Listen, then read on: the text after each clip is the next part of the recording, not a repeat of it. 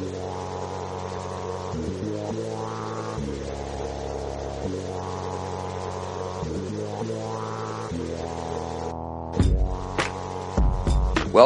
to the waitingfornextyear.com podcast. I am your host for this episode, Scott Sargent. Thrilled to announce with me this time around is none other than Cleveland Cavaliers small forward, power forward sometimes, and part-time podcast host Richard Jefferson. We talk about a slew of things, including his health, the recent beatdown of the Boston Celtics, Richard's not very publicized battle with the affliction of asthma, and a couple of other things. Here, take a listen. Part of the podcast that we started, the reason was to be able to tell your story. And I think this story is one that needs to be told. When I was getting older in my career, about the year 12 or 13, I was really struggling with fatigue. I was getting exhausted. I tried to change my diet. I tried to lose weight, tried to just try and do whatever I could, but I still just didn't have the motor. Unlike a few of our recent episodes, this one you can get through pretty quickly. But first, I want to tell you about Patreon, patreon.com/WFNY, where you, as a reader, listener, or just all-around fan, can help support WFNY and all of our future endeavors. Now we're never going to charge you. Again, we're never going to charge you to listen or read WFNY, but if you feel that there's some value inherent in what we're doing on a daily basis, please feel free to support us at Patreon, patreon.com/WFNY. And without further ado, let's take it to Richard. All right, as promised, very excited to have none other than Cleveland Cavaliers forward and esteemed podcast host Richard Jefferson on the line. Richard, good morning. How are you? Good morning. How are you doing today? Not too bad. Glad you could join us. I know you guys are fresh off what, depending on when listeners check this out, you guys are just finished up a back-to-back, and you came in. Did you guys fly in this morning or leave Boston last night? No, we left Boston last night, so we flew in and got home, able to get some rest. Nice, good to after the road trip you guys have had. I'm sure it was good to finally sleep in your own bed for a decent night, huh? Yeah, well, I think we're starting to get a little bit of our rhythm after being home for a three-game stand and then getting back out. So it feels good. I know LeBron played that game down heading into just another regular season game. But how good was it to march in there and do what you guys did? No, it was good, but again, we stand by the fact that it was just another regular season game. Shifting gears a quick bit. Obviously, we're going to be recording this for the podcast, and you yourself have jumped into the medium yourself. How has that experience been for you? And I guess I know you talked about it a little bit on the podcast, but what was the impetus for wanting to turn the mics on and let fans behind the scenes a little bit while you guys are on the road? Well, I think for us, it's just that we all have stories. We all have stories that people don't necessarily know, and without the opportunity to really get that story out, uninterrupted, you're kind of at the whim of reporters or news people, and even my story of having asthma and dealing with that for pretty much my entire life, going to the hospitals, going to anywhere I would go, I would have to bring my inhaler, and so just telling that story and letting people know that there are options out there, that's something that I don't think was readily available for us just to talk about in a random interview. The way it's taken off, did you expect it to do what it's done? No, I just did it just because I enjoy it, and I'm glad other people enjoy it also. You mentioned the competitive nature between you and Draymond and a couple of the other guys who are now doing the podcast. Is it a way to kind of have that competition off the court, in addition to what you guys do on the court on a nightly basis? No. It's always good to try and be the best at whatever it is that you do. Draymond and I were teammates together in Golden State, so we have a unique bond. It's not like I randomly called him, and he's somebody that he was a rookie when I on a team that I was a veteran on. So, we had a long-standing relationship prior to that. So between that and what you do with Fred, after games, on occasion, is media something that you had kind of been eyeing up for a while, or is it something that just kind of evolved over the course of your career? No. Well, I think it's just something that's kind of evolved, and we'll see where it goes from here. So I'm sure you've been asked before, but you're not counting on or counting it out, post playing days in terms of being behind a mic or on TV somewhere. Yeah, I'm just I know I'm at the end of my career, whether it's 1 year, 2 years, one game, 100 games. I know I'm in the final stages, so I'm just enjoying basketball right now, and whatever happens, after that will happen. I want to go back to what you were saying earlier before about the asthma and stuff. Obviously, your physical condition is well renowned. I mean, anytime you throw down on somebody, the first reaction is that it's coming from someone your age. The second reaction is, holy crap, this guy can still do it. You obviously take great pride in your physical condition. You do a lot. The sand volleyball thing that was mentioned earlier this year, has a lot to do with that. But how hard has it been to stay in that condition, with the asthma and what that's been a part of? I'm just learning, about the condition, and doing the research on this. But it's something that you seem to have struggled with over your entire life. Well, I struggled with it most of my life, and it was something that, I had, a severe asthma attack when I was a child, and it was something that I tried to navigate. And again, part of the podcast that we started, the reason was to be able to tell your story. And I think this story is one that needs to be told. When I was getting older in my career, about year 12 or 13, I was really, really struggling with fatigue. I was getting exhausted. I tried to change my diet. I tried to lose weight, tried to just try and do whatever I could, but I still just didn't have the motor. And my doctor, Dr. Mello in San Antonio, he did some breathing tests on me and showed me that my numbers were quite a bit lower than someone that should be in my physical condition. And so he recommended bronchial thermoplasty to me, and it was something that I had kind of researched on my own, just looking for different options. And everybody's story is different, but for me, this is something that definitely prolonged my career. So when people are in awe that I can still run and jump without this procedure, I don't think that I would be here right now. Have you come across any other guys in the league who have struggled with it, and you've been able to kind of share that story and lead them down the same path you took? No, well, that's what I'm doing right now.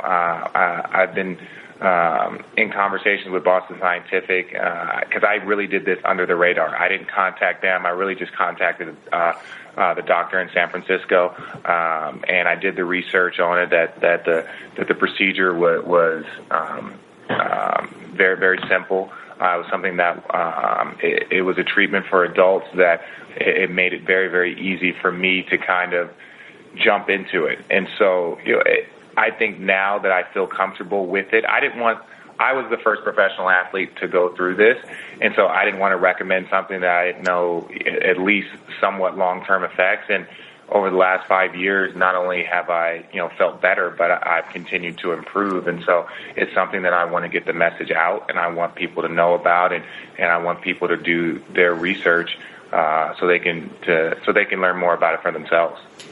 Much like how medical and scientific research has allowed players to be taken care of differently over, the course of your career. Do you attribute maybe this to something that just maybe wasn't known? Maybe guys are just having trouble and they don't know what they have, and this is kind of a way to kind of open up eyes, and not just in basketball, but across sports in general, male and female. Well, I think there's lots of people that deal with asthma. I think as you get older, your activity levels might change. For me, there's probably not too many 36-year-olds that are still trying to compete in professional sports. But for me, it was something that I had to research. And so as I felt more comfortable, doing the research, and I was at a crossroad. It was either do this or probably retire in a year or two, and I had the procedure 5 years ago. And so, like I said, I think people need to do the research for themselves and see if you are struggling with severe asthma and you are, over the age of 18. I think this is something that you should really, really search out. You can get more information at btforasthma.com. That's something that I did, and when I was searching for this, I was searching blind. And I know the stressful nights that I had by myself when people thought that my ability had just dropped, I was, no longer a valuable player, when it was really something that I couldn't control. It didn't matter how many asthma puffs or how many inhaler puffs or if I used a nebulizer or what. It was just, my lungs I was suffering from a condition. And so once that condition was treated, it allowed me to play basketball like I knew I could for most of my career. How much you got left in the tank, knowing that you do have this under control and that your physical condition is not is out of this world for anyone, let alone a 36-year-old. Do you have any left in you after this year? And then do you think this has a lot to do with that?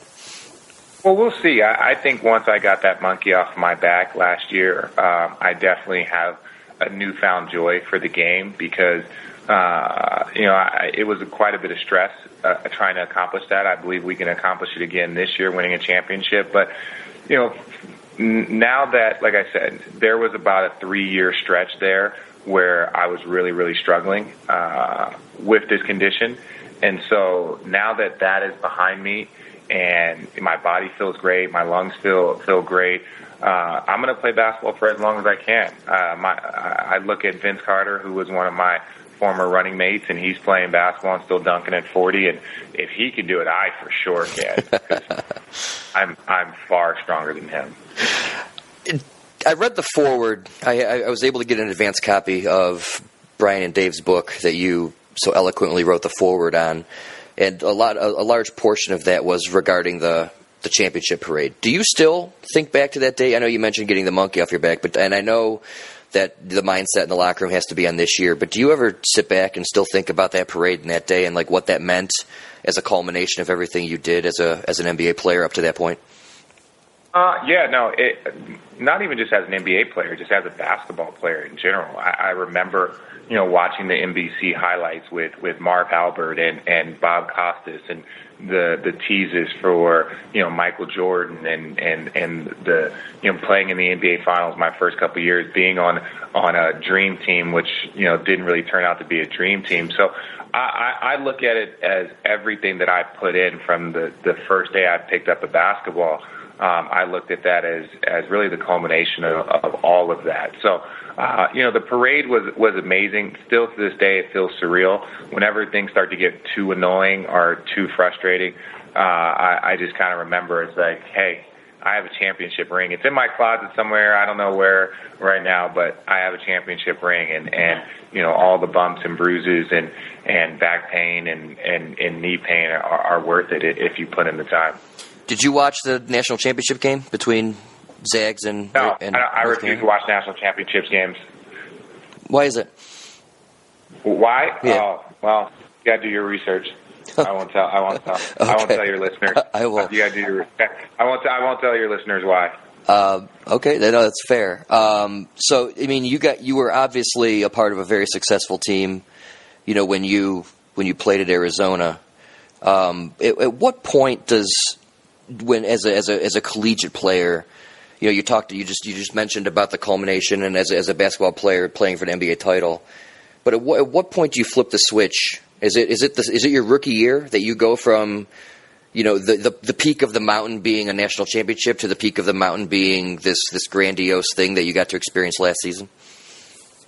I think you can always have sub dreams within main dreams, and I think your dreams, I think, to get to win an NBA championship should be everybody's main dream. I think that's probably part of the problem, I think, with FIBA basketball and the gold medals. I think, as a USA basketball player, you grow up wanting to win a state championship, a national championship, and a NBA championship. And if a gold medal or something along that falls in line, then okay. But I think those are our three main goals. And I just think, as a sub-story, the national championship is important to kids. But unless you're going to one of 10 colleges, that there's probably a pretty slim chance of that. All right, I know you gotta hit the road here and take care of some other things. But on a scale of 1 to 10, how ready are you for the regular season to be finished and start the next chapter of this journey?